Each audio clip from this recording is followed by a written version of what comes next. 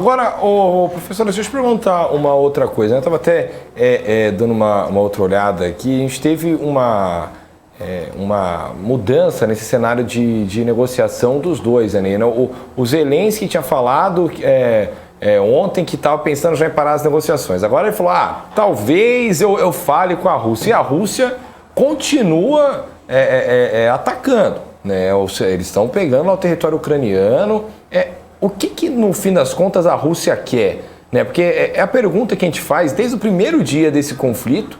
Né? A gente está no 78º já, Débora, é isso? 77º dia. Então, não, desculpa, não, Oitavo, isso, era um 78º dia. E até agora a gente não entende, se a Rússia queria tanto o território da Ucrânia de uma vez só, por que ela não atacou e devastou logo direto? Ela tinha poderio bélico para isso. Agora, se ela queria então forçar a Ucrânia a não entrar na OTAN, o Zelensky já falou que não quer mais, então se for para parar, ele não quer. Então o que a Rússia quer no fim das contas? Ou ela entrou naquele beco sem saída de tentar esperar algum momento para conseguir algo a mais? Essa é uma pergunta difícil, né? Porque a gente não consegue entender exatamente o que ocorre dentro da política russa, e principalmente o que ocorre dentro da cabeça do Vladimir Putin, né, que é um autoritário, ou seja, acabou com a democracia russa e justamente centralizou todas as informações, todas as decisões. A gente tem dificuldade hoje até em acessar a mídia, né, a mídia russa está totalmente controlada pelo Estado, então fica difícil a gente entender essa movimentação. O discurso oficial da Rússia é esse que você mesmo comentou, né? Interessante. Ou seja, nós não queremos a adesão da Ucrânia à OTAN e esse seria um dos principais pilares, né, dessa negociação. Uma outra coisa seria a região da Crimeia, que eles querem que tenham um reconhecimento com status independente. E depois essa conversa foi mudando.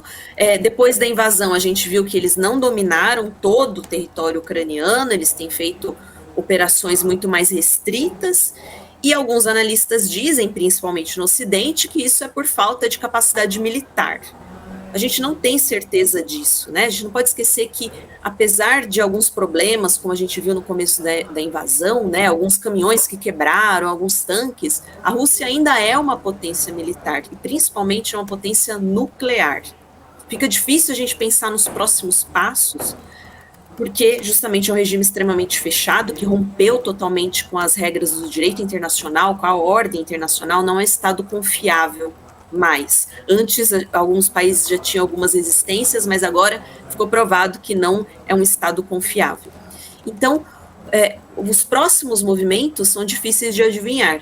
O que a gente vê é que eles continuam com essa posição de que a Ucrânia não deve aderir à OTAN. Esse seria o principal argumento, né?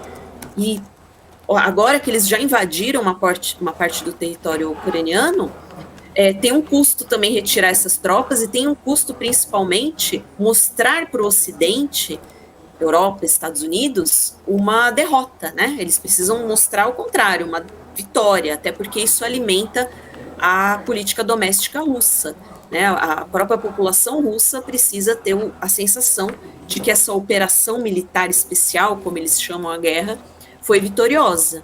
Então, ele se encontra num impasse, sim, só que a gente não sabe como ele vai resolvê-lo, né? Eu falo principalmente do presidente Vladimir Putin.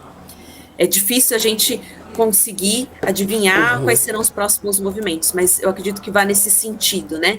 Ele vai continuar pressionando a Ucrânia, e em algum momento ele vai precisar ou dominar uma maior parte do território ucraniano. Não sabemos se isso será considerado por Vladimir Putin uma vitória total, que ele vai anunciar para o mundo a partir desse momento. O fato é que esse novo capítulo, que é justamente uma possível adesão da Suécia e da Finlândia, vai mexer nesse tabuleiro. Então a gente não sabe se agora a Rússia vai recuar nesses esforços, ou se ela vai continuar insistindo nas suas demandas em relação à Ucrânia.